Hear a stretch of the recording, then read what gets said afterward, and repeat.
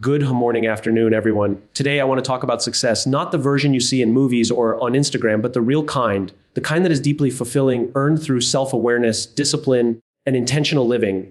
Here's the hard truth: success is not about adding more to your life. It's about removing what no longer serves you. If you want real progress, if you want to elevate your mindset and your habits, then you need to start deleting. Let's talk about the 10 things you must delete to move closer to your highest potential. 1. Excuses are comfort blankets. They give you temporary relief but permanent regret. Replace "I can't" with "how can I?" 2 toxic people you can't grow in polluted soil. Surround yourself with people who challenge you, support you, and hold you accountable. 3. Fear of failure. Failure is not the opposite of success. It is the pathway to it. If you're not failing, you're not trying anything new. 4. Procrastination, waiting for the right time, is a myth. Start now. Clarity comes from action, not thought. 5. Comparison. Your journey is yours. Comparing yourself to others is the fastest way to destroy confidence and creativity. 6.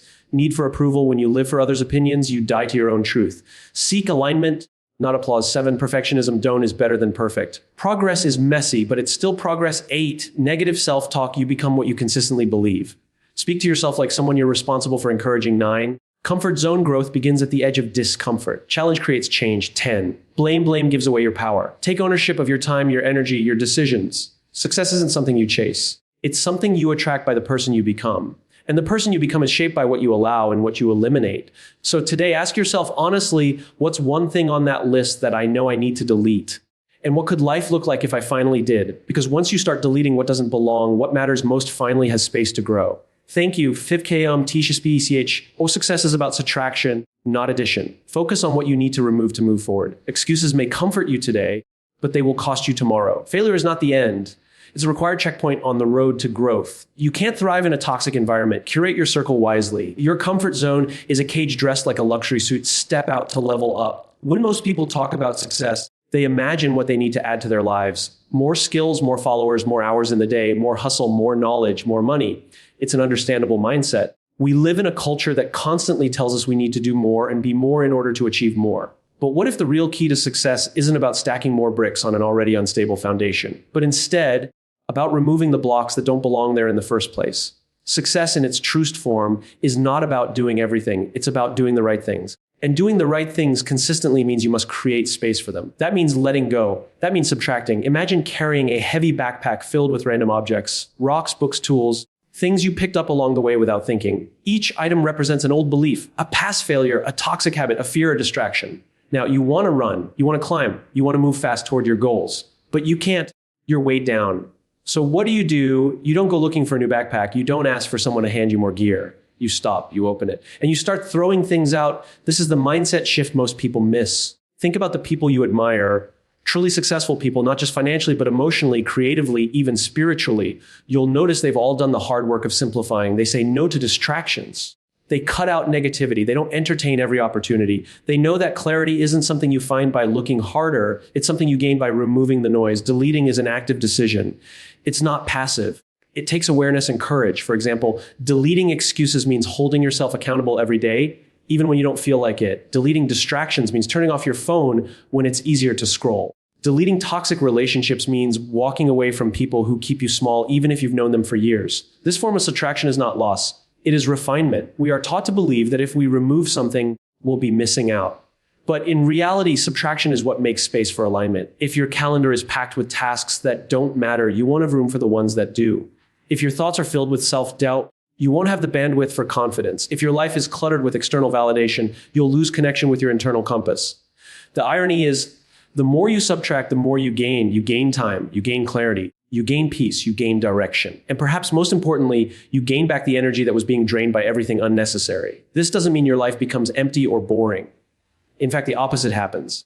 A well-edited life is one where every part has purpose. It's like writing. Great writing isn't about adding more words. It's about removing the ones that don't need to be there. The same applies to your goals. The more precise your life becomes, the more effective you become in pursuing what matters. But subtraction requires honesty. It demands that you look at your habits, your beliefs, your routines, and ask, is this helping me or holding me back? That's a question only you can answer, and it's one you must answer regularly, because success isn't a destination. It's a state of movement, and in order to move, you have to travel light. The world will always tempt you to add more opinions, more pressure, more comparison, more tasks. But the truth is, real freedom comes not when you can carry everything, but when you no longer feel the need to. when you realize that you don't need to prove anything, when you recognize that less is not weak, it's wise. So the next time you feel stuck, instead of asking what's missing, try asking what needs to go. Because sometimes the breakthrough isn't in what you do next, it's in what you finally let go of. Excuses are seductive. They wrap themselves around us like a warm blanket on a cold morning. They offer comfort, protection, even validation in moments when we feel overwhelmed or uncertain. They give us a way out, a reason not to try an explanation for why we're not where we want to be. And for a short while, that can feel good. It can feel safe. But what most people don't realize is that excuses come with a silent price tag. They don't just steal your time, they steal your potential. Every time you say, I can't, I'm not ready, I don't have time, or it's not the right moment, you may feel temporary relief. You silence the discomfort of effort, risk, or vulnerability. But what you're actually doing is placing your dreams on hold. And every time you do that, the cost quietly increases. Excuses may shield you from short-term pain, but they guarantee long-term regret. The dangerous thing about excuses is that they often sound reasonable. That's what makes them so convincing. They dress themselves in logic. They use past experiences as evidence. They disguise fear as practicality. And slowly, you begin to confuse your excuse with the truth. You start to believe it. I don't have the resources becomes, I'll never have the resources. I've failed before becomes, I'm not meant for this. People like me don't succeed becomes your identity.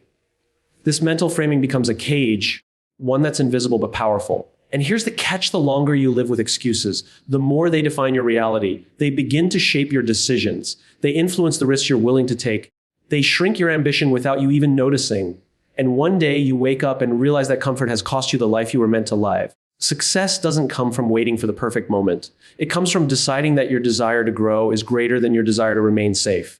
But that decision only comes when you're willing to challenge the stories you've been telling yourself. Because most excuses are just fear in disguise. Fear of failure, fear of judgment, fear of change, fear of not being good enough.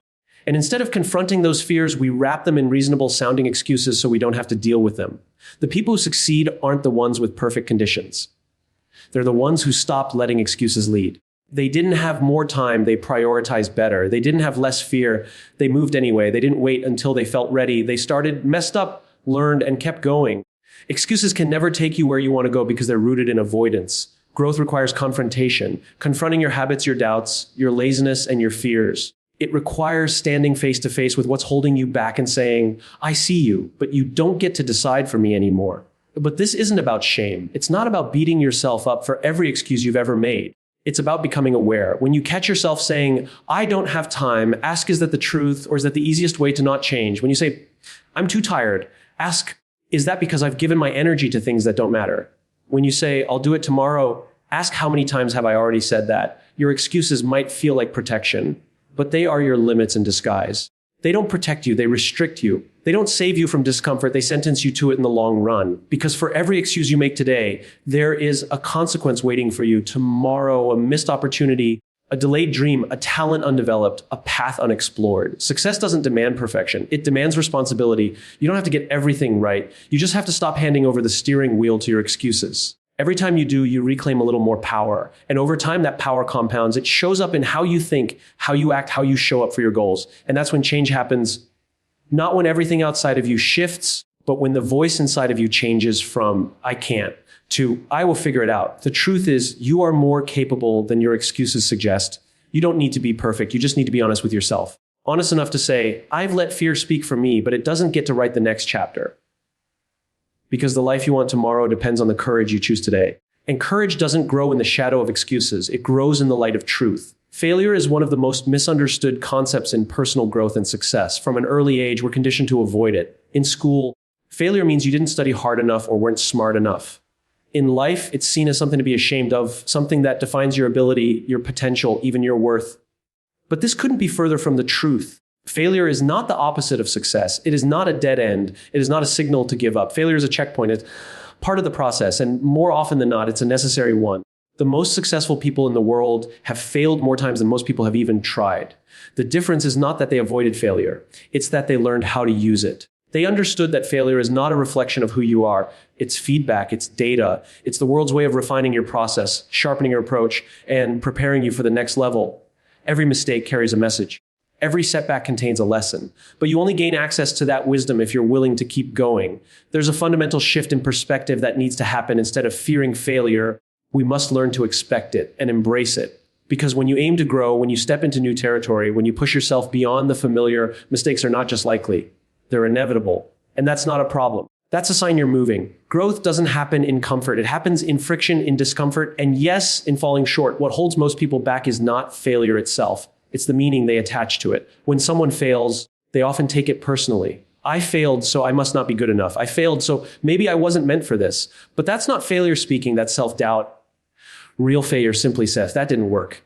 That's it. No shame. No final judgment, just a result. And results can be analyzed. They can be improved. They can be built upon. Think about how children learn to walk. They fall dozens, even hundreds of times, but they don't say, maybe walking isn't for me. They get back up. Why? Because failure isn't tied to their identity. It's just part of the learning process. Somewhere along the way, as we grow older, we lose that freedom to fail. We become so obsessed with outcomes, so addicted to being seen as competent, that we forget how learning actually works. We forget that failure is the tuition you pay for experience.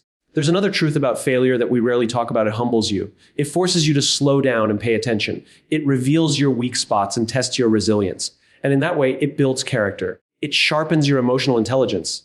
It teaches you patience, persistence, adaptability. These are not just traits of successful people. They are the foundation of sustained success. It's also worth noting that failure often brings clarity. Sometimes it shows you what not to do. Sometimes it shows you what truly matters. And other times it simply redirects you to a better path. People talk about failures that turn out to be blessings in disguise. That's not luck. That's perspective. That's the result of someone refusing to let one setback define the story. But none of this works unless you keep moving. That's the condition. You have to stay in motion. You have to be willing to stand up, adjust, and try again. If you stop at failure, it becomes a wall. But if you treat it as a checkpoint, it becomes a stepping stone. Each time you move forward after a failure, you carry with you a new piece of insight, a stronger sense of self, and a deeper understanding of the path you're on. When you see failure through this lens, it loses its power to paralyze you. It stops being something to avoid and starts being something to expect and prepare for. Not because you're planning to lose, but because you understand the rhythm of growth. 1 step forward, 2 steps back, 3 steps forward again. It's not clean. It's not perfect, but it's real and it's worth it. So when failure comes, and it will, don't resist it. Don't run from it. Sit with it, learn from it, and then get back to work. Because it's not the end. It's just a checkpoint and the road is still open ahead of you. Human beings are deeply influenced by their environment, far more than most of us realize. And when it comes to personal growth, discipline, mindset, and success, your environment isn't just the space around you. It's the people, the energy, the conversations, the expectations, the standards. And just like plants need fertile soil to grow, you need a healthy, growth-oriented environment to reach your potential. That's why it said you can't grow in polluted soil. Pollution doesn't always look obvious. It's not always loud or toxic in a dramatic way. Sometimes it's subtle. It comes in the form of people who constantly complain, who gossip, who diminish ambition, who roll their eyes when you share a dream. It comes from friends who never take responsibility, who avoid growth, who normalize quitting, and who, maybe without meaning to, pull you back into patterns you're trying to escape. And the danger is, if you're around it long enough, you start to think that mindset is normal. The people around you matter more than you think. They shape your habits, your beliefs, your standards. If you're constantly around people who take shortcuts, you begin to question why you're working so hard. If you're surrounded by those who fear failure, you begin to play small to make them comfortable. If the conversations in your circle are always negative, you find yourself echoing the same energy. This isn't about blaming others. It's about recognizing the impact of proximity. Because your circle is either feeding your growth or feeding your excuses. It takes real honesty to evaluate the relationships in your life. It's not always about whether people are good or bad. It's about whether they are aligned with the version of you that you're trying to become. Growth requires space. It requires belief. It requires challenge. And if you're spending most of your time defending your ambition instead of nurturing it, you're in the wrong company, because you shouldn't have to shrink your goals to fit into someone else's comfort zone. But this doesn't mean you only keep people who agree with you. In fact, growth also requires challenge. It needs people who will call you out when you're slipping, people who won't let you settle, people who remind you of your standards when you forget them, people who say, I believe in you, but this isn't your best, or you said you wanted more, so act like it. That's real support. That's accountability. It's not about comfort. It's about alignment. Support isn't soft. It's strong. It's clear. It shows up when it's inconvenient. It stays consistent when motivation fades. And the people who offer that kind of support are rare. They are the ones who challenge you without judging you, who encourage you without enabling your excuses. They hold space for your growth and make you feel safe enough to try, fail, and try again. It's not easy to distance yourself from relationships that feel familiar but no longer serve your future. It's uncomfortable. It can even feel lonely at times. But that discomfort is often the space where self-respect is built. Because when you choose your growth over your need to fit in, you begin to attract people who do the same. And suddenly you find yourself in rooms where ambition isn't mocked. It's encouraged. Where goals aren't dismissed, they're celebrated. Where discipline isn't strange, it's standard. Changing your environment doesn't always mean cutting people off harshly. Sometimes it's about adjusting your boundaries, limiting your exposure to negativity, and being intentional about where your energy goes. At the same time, it means actively seeking out people who elevate you. This could be mentors, peers, coaches, even communities you find online or in your field. The point is to be intentional, because the people you spend time with are either pushing you forward or holding you back. There's very little neutral ground. Growth is not a solo act. Even when it feels like you're doing it alone, your environment is either supporting your momentum or silently eroding it. So if you want to change your life, start by changing your surroundings. Curate your circle the same way you'd curate what goes into your body or your mind, because what surrounds you shapes you. The right people won't just make you feel better. They'll make you better, and that's the kind of soil where transformation takes root. Comparison is something we all do, often without even realizing it. It starts early in life. Who's the tallest, the fastest, the smartest in class? Then it follows us into adulthood, evolving into comparisons about careers, relationships, money, appearance, lifestyle, or social media presence. It becomes so embedded in how we measure progress that we forget one fundamental truth. No two people are walking the exact same path. And the moment you start comparing your journey to someone else's, you lose sight of your own. Success looks different for everyone. So does timing. So does purpose. You might be building something meaningful at your own pace while someone else appears to be sprinting ahead. But what you don't see are their struggles, their sacrifices, or the full story behind the scenes. Social media has only made this worse. You're not comparing reality to reality. You're comparing your behind the scenes to someone else's highlight reel. And when you do that, you distort your perception. You start to believe you're falling behind when in truth, you're just on a different timeline. The danger of comparison is not just that it creates insecurity. It also kills creativity. When you're focused on what others are doing, you start to question your own ideas. You hesitate. You doubt your direction. You start imitating instead of innovating. You lose the ability to listen to your own intuition because you're too busy listening to external noise. Instead of asking what's meaningful to me, you begin to ask, what are they doing and how do I keep up? That shift may seem small, but over time, it pulls you further and further away from authenticity. Real growth, real fulfillment only comes when you're tuned into your own goals, your own values, your own internal compass. That doesn't mean you never look around or learn from others, but it does mean you don't allow their success to dictate your worth. Someone else's achievement is not your failure. Their progress doesn't mean you're behind. Their path doesn't make yours wrong. But comparison convinces you otherwise. It turns ambition into anxiety. It makes you feel like you're in a race you didn't sign up for. The truth is, the more you compare, the more disconnected you become from what actually matters. You start chasing metrics that aren't even aligned with your values. Maybe you wanted a simple life, but you start feeling inadequate because someone else has luxury. Maybe you were proud of your progress, but one scroll through someone's accomplishments suddenly makes you feel small. That feeling doesn't come from truth. It comes from distraction. And that distraction drains you of the very energy you need to move forward. Confidence doesn't come from knowing you're better than others. It comes from knowing you're better than you used to be. That's the only comparison that serves you. Who were you last month?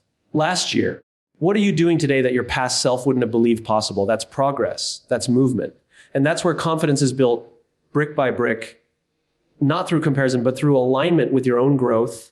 The beauty of focusing on your own journey is that it frees you. It allows you to set your own standards, define your own version of success, and measure your life by what actually brings you meaning. It also allows you to genuinely celebrate others without feeling threatened. You stop seeing people as competition and start seeing them as possibilities. If they can grow, so can you. If they can succeed, so can you. In your own way, at your own pace. It takes discipline to break the habit of comparison. It's easy to slip into. It happens quietly in moments of boredom, insecurity, or uncertainty.